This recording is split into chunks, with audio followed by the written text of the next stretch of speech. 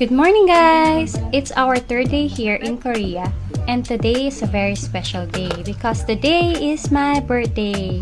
At bago mag-start ang araw namin ay kinantahan muna nila ako. Happy birthday, Mommy! Say happy birthday, Mommy! Oh, you blow it, Mommy! You blow it, Mommy! Wow! From Team Barihan! From Team Kali! What's inside? What's inside? Can you help me open? That's me. Wow! Thank you. Wow. Oh, it's a bag. Hey, Kelly, I have a new bag. Paglabas namin ng hotel ay dumiretso na kami dito sa Isaac Toast. Dito kami ngayon magbe-breakfast kasi masarap yung sandwich nila dito. Mahaba-haba din ang pila dito lalo na kapag umaga. Must try dito yung bulgogi sandwich nila. Highly recommended. After namin kumain ay sumakay na kami ng train papuntang Gyeongbokgung Palace. 5 stops lang ito mula sa Myeongdong Station. Pagdating namin ng Gyeongbokgung Station, nag-elevator kami malapit sa exit 4 para paglabas namin ay malapit na kami dito sa mga shops ng hanbok rental. May mga shops dito na pwede niyong gamitin yung Discover Seoul Pass. Dito kami pumasok sa Daehan Hanbok since dito yung sinasuggest nung nakuha naming photographer. The belongings in the locker first. Okay. The locker is upstairs. Upstairs, okay. And they come back in the free. Okay, okay. Ako na lang. Pagkalagay namin ng gamit sa aming designated locker, ay nagsimula na kaming mamili ng aming hanbok. Which one? Which one? Nasa 15,000 to 50,000 Korean won nagre-range ang rental dito depende kung traditional or team hanbok ang kukunin nyo at kung ilang oras. Wala kaming binayaran dito dahil isa ang Daehan Hanbok sa mga shops na nag-a-accept ng Discover Seoul Pass. Ma-overwhelm kayo sa sobrang daming choices ng hanbok dito. Pero kung gusto nyo makasave ng time, magpa-assist na lang kayo sa mga stock nila dito since mas alam nila yung mga magagandang combination at yung mga tamang size para sa inyo. Parang pink sa pink? Hindi. Oh, sige. Look. After nga namin makapili ay umakyat na kami sa 3rd floor para naman sa hairstyling. Isa sa mga advantage sa binook naming photographer is kahit mahaba yung pila sa hairstyling ay prioritize kami na maayusan kaagad.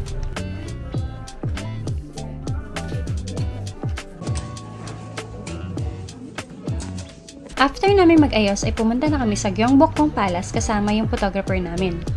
Tinuro sa amin kung paano ang mga tamang pose kapag nakasuot ka ng hanbok.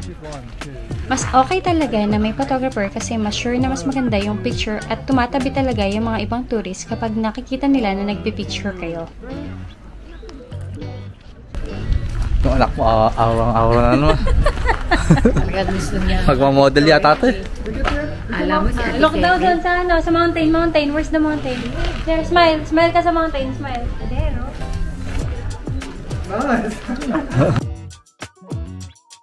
Ito ang ilan sa mga samples ng mga picture namin.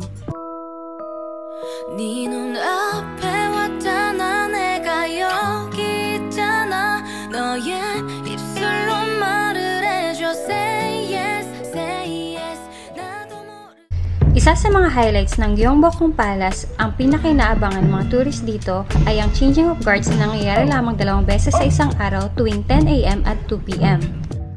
Pagkatapos naman ng aming photoshoot ay humanap kami ng authentic na Korean barbecue dahil gutom na kami. Dito kami nakakita sa Maejongno 3 Samga, Line 5, Exit 6. Ito yung menu nila. Umorder kami ng assorted premium pork for 56,000 Korean won. Quality yung mga meat nila at masasarap. Nang mabusog na kami ay bumalik na kami sa Myeongdong Station. At from Myeongdong Station ay naglakad kami papuntang Namsan Cable Car. Mga 9-minute walk siya mula sa Myeongdong Station. Bago kayo makarating na Namsan Cable Car ay sasakay muna kayo ng incline elevator. Wala namang bayad yung pagsakay sa elevator pero minsan mahaba ang pila lalo na pagpa-sunset na.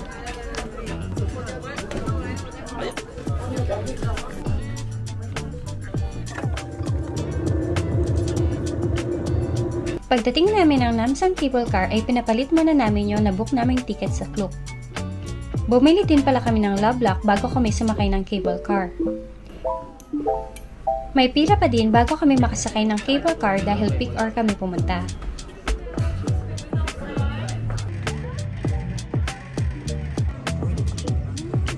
Finally, nandito na kami sa Namsan Tower. Included din pala sa Discover Seoul Pass yung entrance sa observatory deck or yung pinakataas ng Namsan Tower. Hanapin nyo lang itong ticket counter at ipakita nyo yung Discover Seoul Pass nyo para ma-redeem nyo yung tickets. Nasa 16,000 Korean won ang entrance fee sa observatory deck kung wala kayong Discover Seoul Pass. Sobrang daming visual effects bago kayo makarating sa pinakataas.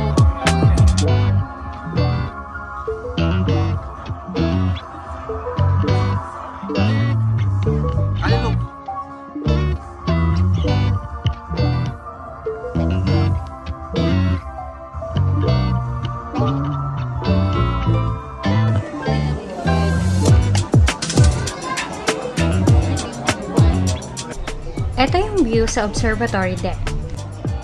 Nakita ni Kali itong cotton candy vending machine kaya napabili agad kami, gamit ang aming T-money for 6,000 Korean won. Nakakaaliw panoorin ang paggawa ng cotton candy. After namin dito ay bumaba na kami kung nasaan yung mga Lovelocks para ikandado yung asawa ko. Este yung Lovelock na nabili namin. Where's the number 60? Number 60. Oh.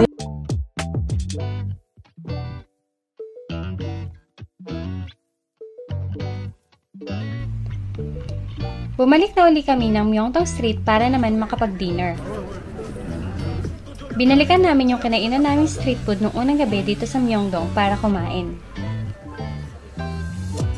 After dito, sumakay kami ng train ng asawa ko para maghanap ng Pojang Matcha.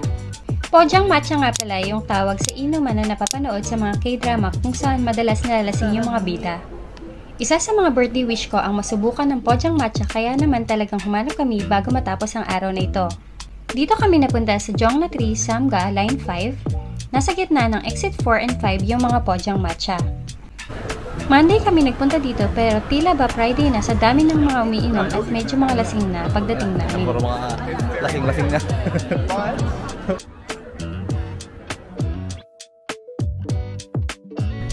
Umorder kami ng tig-isang bote ng soju at beer para makagawa ng soju bomb at stir-fried pig skin naman para sa aming pulutan. Hindi ko alam kung pagod lang kami sa haba ng araw namin or iba talaga yung soju dito dahil isang bote pa lang ng soju at beer ay parang malalasing na kami. 이것은 얼마인가요? 이것은 얼마예요? 3만 원. 아, 오케이. 예. 예.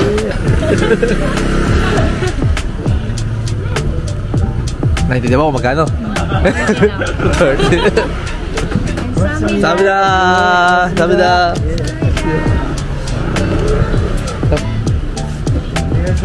안녕하세요.